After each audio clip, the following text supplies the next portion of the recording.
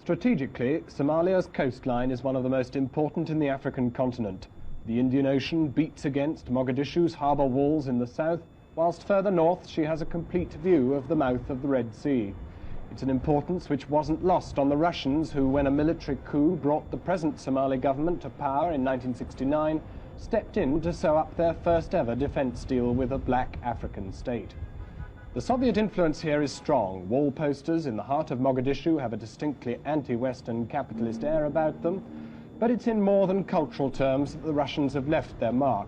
Massive arms shipments and a heavy influx of Russian personnel have turned the army here into one of the strongest in Africa. Everyone working on these projects is doing it unpaid.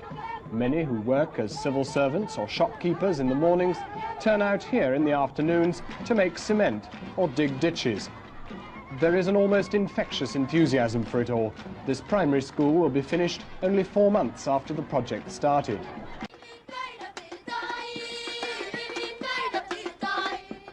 Women who so recently lived in tents now help mix concrete for their more permanent homes.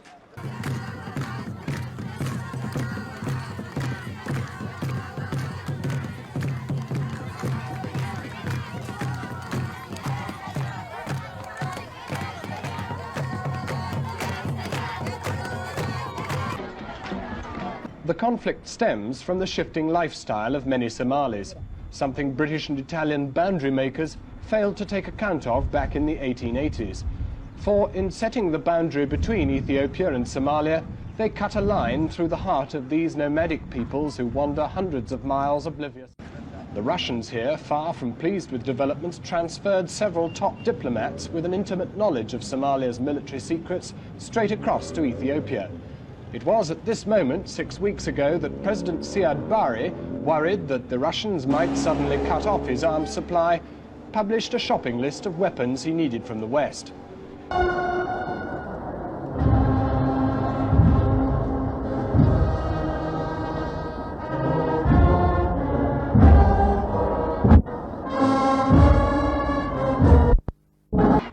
Well, this apparently happy coexistence between Russians and Somalis took a turn for the worst when, last April, after the Ethiopians had kicked out their American backers, the Soviets decided to move in their place.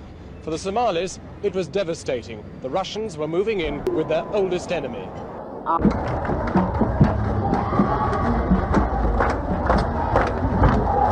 The British initially expressed interest, but it soon emerged that the Somali government was anxious to maintain whatever links it could with the Soviets, and since then the British and others have said they won't supply weapons that are likely to fuel the fighting in the Ogaden. Russian ships are still at anchor off Mogadishu, and diplomatic sources say that until very recently, Soviet arms were still coming ashore. But this week, the head of national security here, a keen Moscow man, has been reported as saying those supplies have now stopped. This may in part explain why after dark last Sunday a Soviet plane arrived to ferry the Somali president to Moscow.